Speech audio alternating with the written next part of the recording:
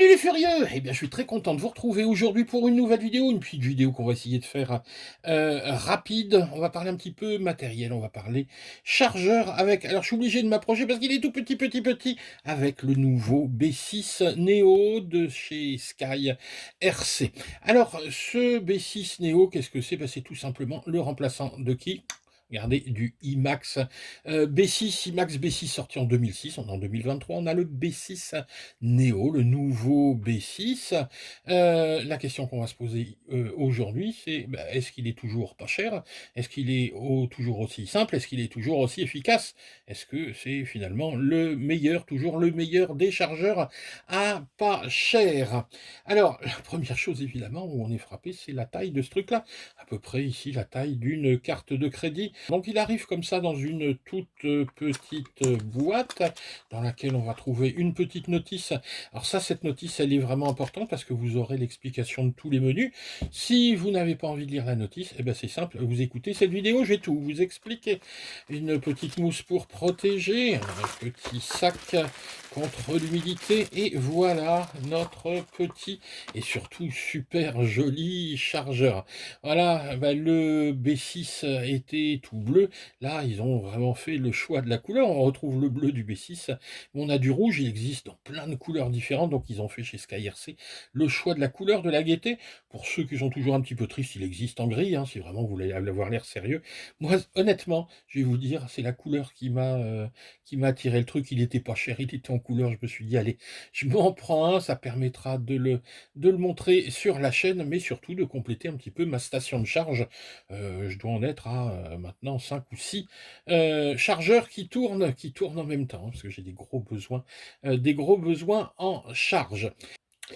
Alors, moi, ce que je voudrais faire, c'est commencer par les trucs qui fâchent. Comme ça, on sera content après, on gardera le meilleur pour la fin, mais je vais vraiment commencer par ce qui fâche.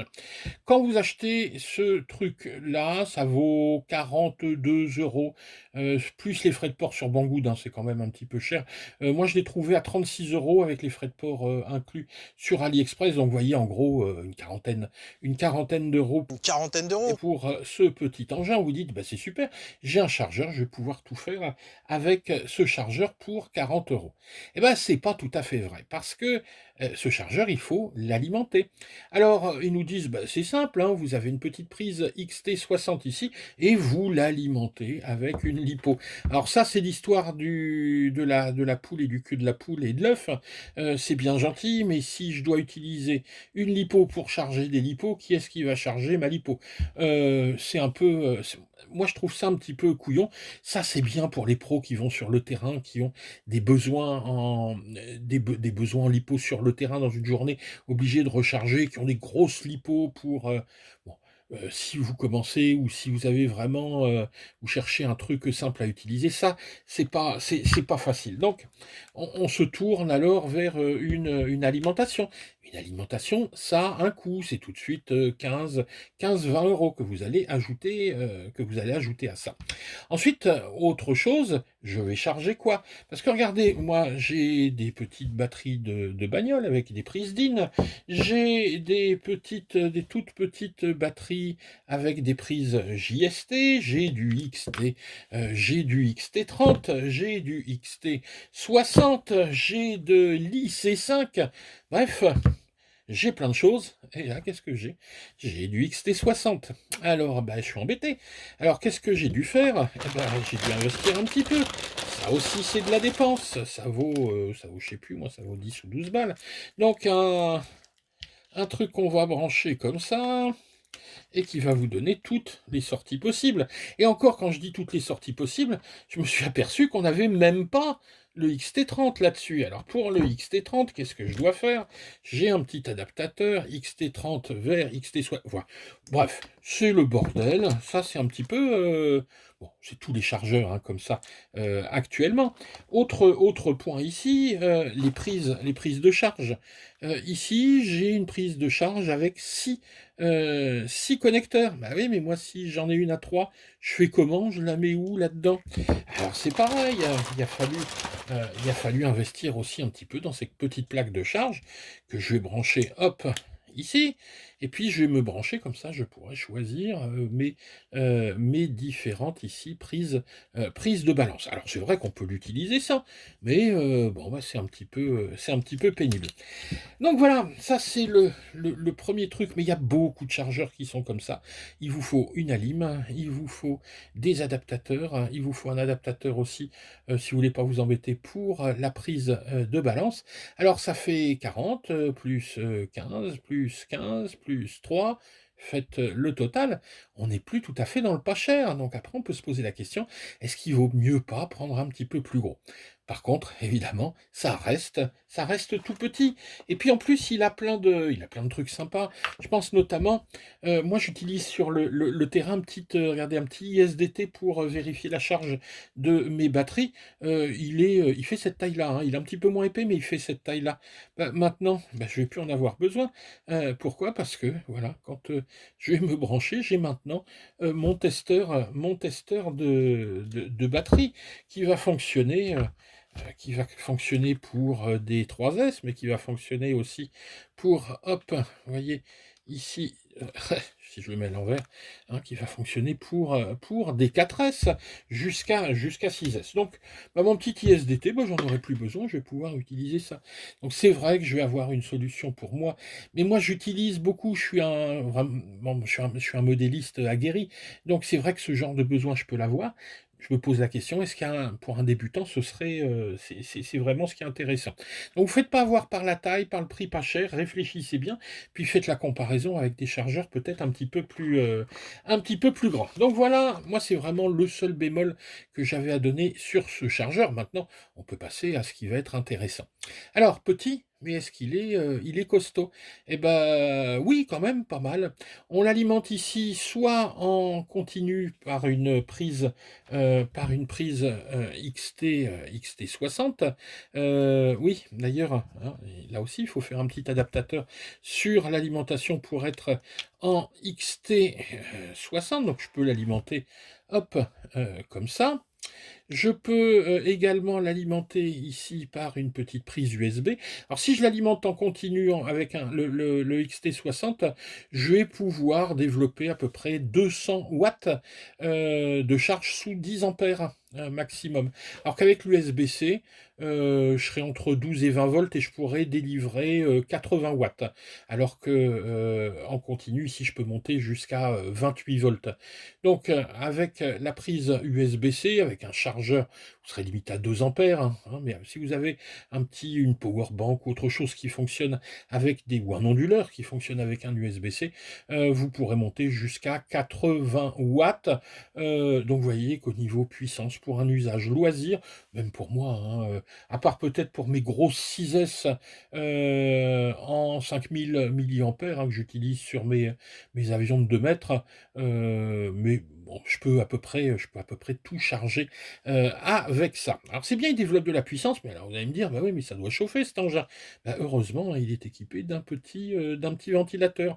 Petit ventilateur qui se déclenche quand il y a besoin. 48, attendez, je cherche sur la fiche, 48 dB maximum, donc il est pas trop bruyant. D'ailleurs, le ventilateur servira pendant la charge, mais il servira aussi pendant la décharge, hein, parce on peut avoir une décharge jusqu'à peu près 24 watts. Alors si je le compare, ce petit chargeur au Alimax B6, est-ce qu'il est mieux, est-ce qu'il est moins bien? Bah, il semblerait, hein, sur le papier, qu'il soit mieux, à peu près 2 à 3 fois plus rapide. La sécurité également, hein, n'a pas été oubliée. Protection comme d'habitude, court-circuit, température, survoltage, le time-out, hein, qui est ici, vous allez le voir tout à l'heure dans les menus, on a mis 240 minutes, mais surtout, c'est un produit aux normes CE. Pourquoi je dis ça? Je vous embête rarement avec les normes européennes, mais là, c'est indispensable. Pourquoi? Parce que on l'a vu avec le B6, il y avait plein de copies qui n'étaient pas estampillés SkyRC. Et il y a plein de gens qui ont eu des chargeurs qui ont flambé. Il y a eu toute une série de merdouilles avec ça. Donc faites bien attention. Achetez le produit SkyRC, que ce soit celui-là ou d'autres, hein, parce que SkyRC, vraiment, les 2 marques, hein, pour les chargeurs, c'est SkyRC et ISDT. Là, vous pouvez y aller les yeux fermés. On a la norme CE, vous ne risquez rien. On va regarder un petit peu les menus de ce chargeur. Voilà. Donc, dès qu'on branche l'alimentation, on a des petites mises en garde. Mais bon, voilà, hein, on va être prudent. Alors, l'écran d'accueil, le voici. Dans cet écran d'accueil, on va naviguer avec le bouton haut, le bouton bas. Qu'est-ce qu'on va voir là-dessus? On va voir le niveau de charge. Toutes les informations lors de la charge, vous les trouverez ici. On trouvera ensuite les différentes tensions sur les cellules, avec le delta, c'est-à-dire la différence entre la cellule la plus chargée et la moins chargée. On va voir tout à l'heure quand je vais mettre en charge. On trouvera également les résistances internes lors de la charge. Voilà. Donc ici, la première chose, c'est le contrôle. Donc on va regarder ça. On va mettre ici une batterie à charger. Alors je connais pas, je sais pas si elle est chargée ou pas. J'ai pas vérifié. Hop. Vous voyez, dès que j'ai la batterie branchée, j'ai les différentes tensions qui sont indiquées ici. Donc, bah, j'ai que 3 cellules, donc j'en ai 3, jusqu'à 6 cellules, un delta de 3,5 millivolts. Là, je suis pas en charge, donc une fois que je serai en charge, je pourrai avoir accès aux résistances internes. Alors, pour les menus suivants, on va alors 2 choses. Tout d'abord, avoir accès au menu du chargeur lui-même. Pour cela, on va faire, hop, un appui long, tac, et là, bah, alors là, on est dans le classique, hein.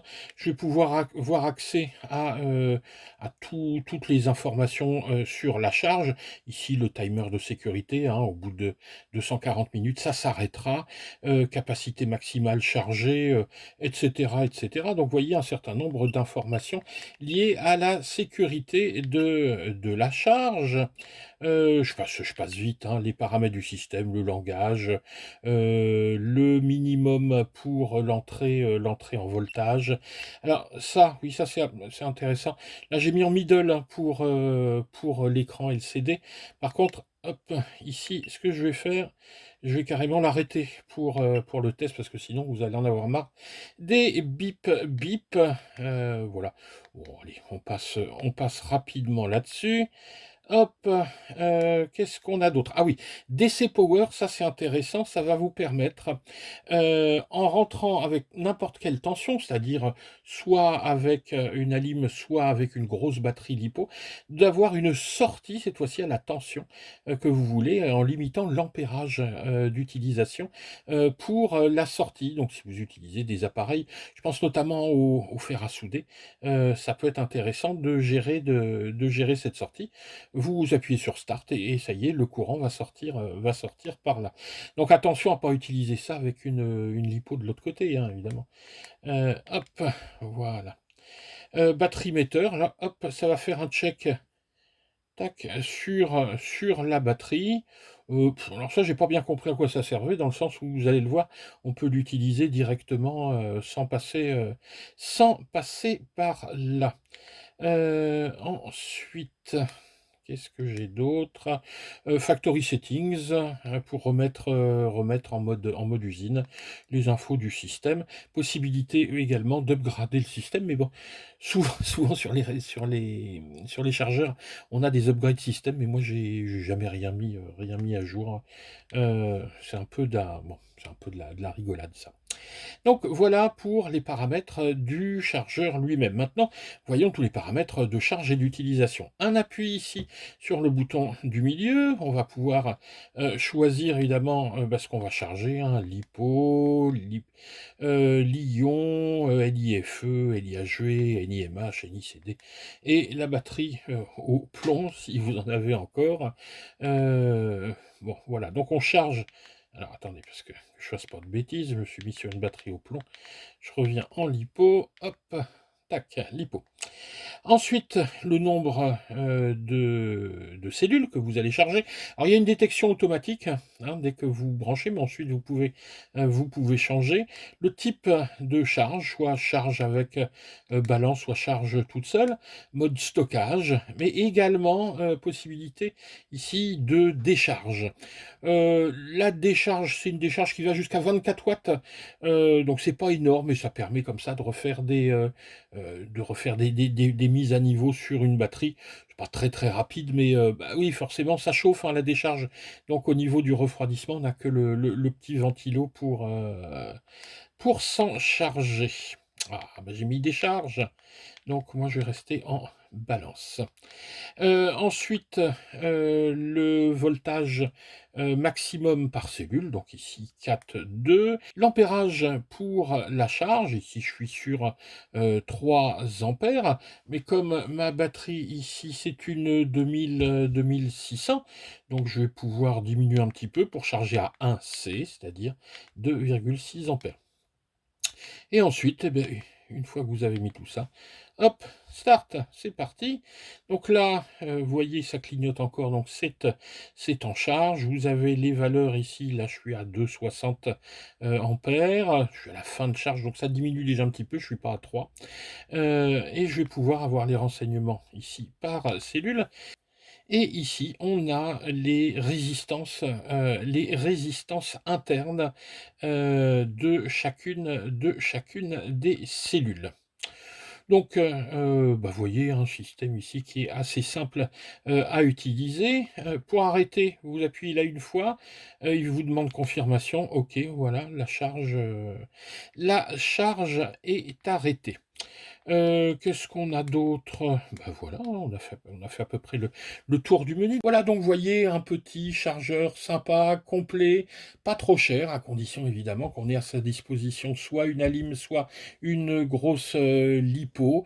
Mais il fait très, très bien le taf et qu'est-ce qu'il est joli. Moi, c'est sa taille, hein, qui me plaît parce qu'il va maintenant passer directement dans la trousse à outils et je l'aurai à demeure et il va remplacer le petit ISDT pour les tests de batterie.